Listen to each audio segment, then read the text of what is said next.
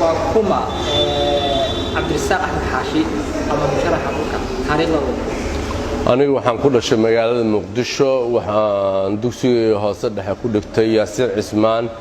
iyo Xawtaako dugsiga sare waxaan ku dhigtay dugsiga sare beeraha iyo dhirtii daaqa waxaan dagaalka markuu dhacay waxaan aaday Kenya halkaas oo aan ka dhoofay aan aaday Mareykanka bajularkaygu waxa ahaa interdisciplinary arts and science concentrationka wuxuu ahaa self and society masterkaygu wuxuu ahaa social science majorkayguna wuxuu ahaa clinical psychology warka way aragnimadaada xagga shaqooyinkii kala duwan ayaa soo qabatay maxaa ka xusay markii dugsiga sare beeraha ee dhirta waxaan ka soo qalin jibay 89kii 90gii hal sano waxaan u shaqeeyay wasaaradda beeraha halkaas oo hal sano ka bacdi dagaalkii dhacay aan u cararay wadanka Mareykanka ina isku soo taagto xilkan madaxtinimada ugu sareysa Soomaaliya maxaa ku dhigay waxa igu dhalay maadaama aan ka soo baxay dugsiga sare beeraha ee dhirtii daaqa beeraha wax ka aqaan wadankeygana uu ka baahan yahay wadankeena uu barwaaqo yahay ee ka baahan yihiin ayaa waxaan ku fikiray cuntadii dibadda laga keenay in aan wadanka gudihiis ku beero wadanka dhaqaalihii lacagta adkeed naga aadaysay Abu Dhabi iyo Imaaraadka wadanka gasho oo adduunka wixii laga keenay wadanka galo oo dhul beereed ku wareego oo galo ayaan ku fikiray maadaama dadku ay baahan yihiin marka al-mukarram markaan maraayo dad fara badan ay tuugsado dadkaas raashin ay awoodi karaan inay gataan ayaan dhul beereed ka soo goynayaa oo raqiisa raashinkaas beeraha ka soo go'ayna waxaan keenayaa warshado cuntadii beeraha ka soo go'aysay bur u bedelayo marka si gaar ah dadka Muqdisho marka Soomaaliya ku soo laabatay oo aan ku dhawaaqay aad tahay musharax oo markii ugu horeysay aad sheegtay in dadka Soomaaliyeed wax badan u qabanayso beerihii dalagii aad inta uga sameynayso falcelinta ama hadalhaynta bulshada kaaga timid maxaa ka xusnaa markii aan ku dhawaaqay inaan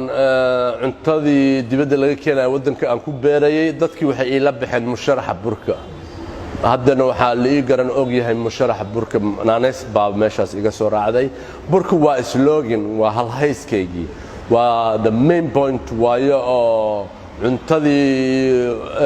beeraha ka soo go'aysa ayaan bur u bedelayaa warshado bur u bedela ayaan keenayaa marka slogan waaye burkana halhayskaygi waaye marka ma warshadahaas ma dawladda shisheeye ayaa barnaamijka kulooda mise waa wax Soomaaliya adiga ugu tala gashay oo dhowr warshadood ah guud ahaan dalka keeni karayso dhowr warshadood aan rabaa inaan ka badan warshado fara badan inaan wadanka ka hirgeliyaan ku fikiray dhaqaalaha wadanka ayaan recovery ku sameynaya maadaama aan beeraha ka soo baxay aan ku fikiray inaan baahida uga saaro dadkayga wadooyinka Muqdisho markaad joogto ama marayso goobaha ay bulshada ku badan tahay ama lagu shaaco dadku ma garanayaan dadku ay garanayaan musharaxa burka waa ku taageersanahay haddii codii qof ahaan lahayd waa kugu shubi lahayd laakiin codii qof ma ay leeyihiin waa isku kay sawiraan markay arkaan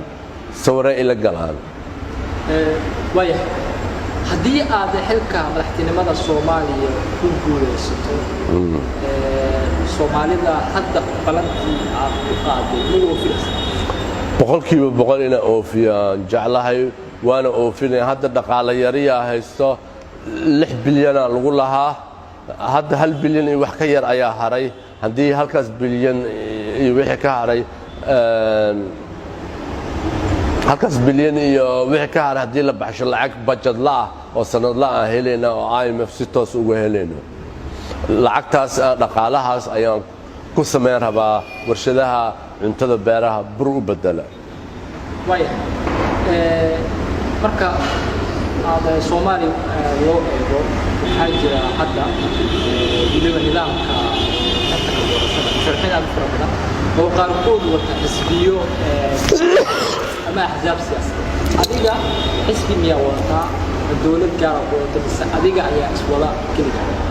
xisbi aan leeyahay xisbigayga waxaa la yidhaha xisbiga horumarka amniga dimuqraadiyadda uu hadduu ku magac dheeryahay mimbaro fara badan oo aqoon-yahano oo bajular iyo masara ku jiro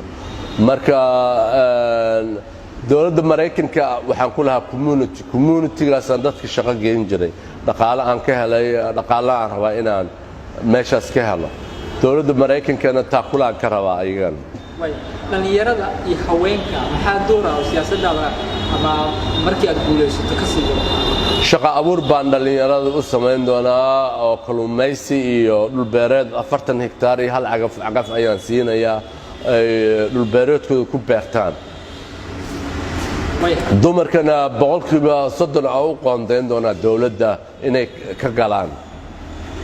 ma isleedahay haddii musharax burka ugu guulaysto hoggaanka Soomaaliya ama uu noqdo madaxweynaha Soomaaliya waa laga maarmi doonaa kaalmada dibadda uga timaada Soomaaliya sida hay'adaha qaramada midoobay ee kaalmada keena Soomaaliya wali waa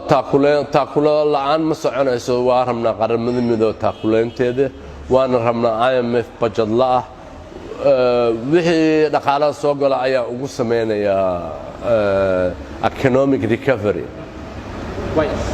marka madaxweynaha Soomaaliya noqoto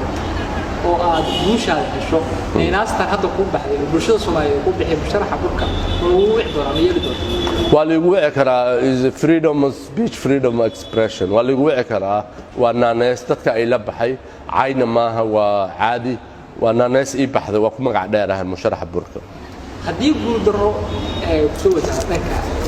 doorashada ma aad ku guulaysan wayso si lamid ah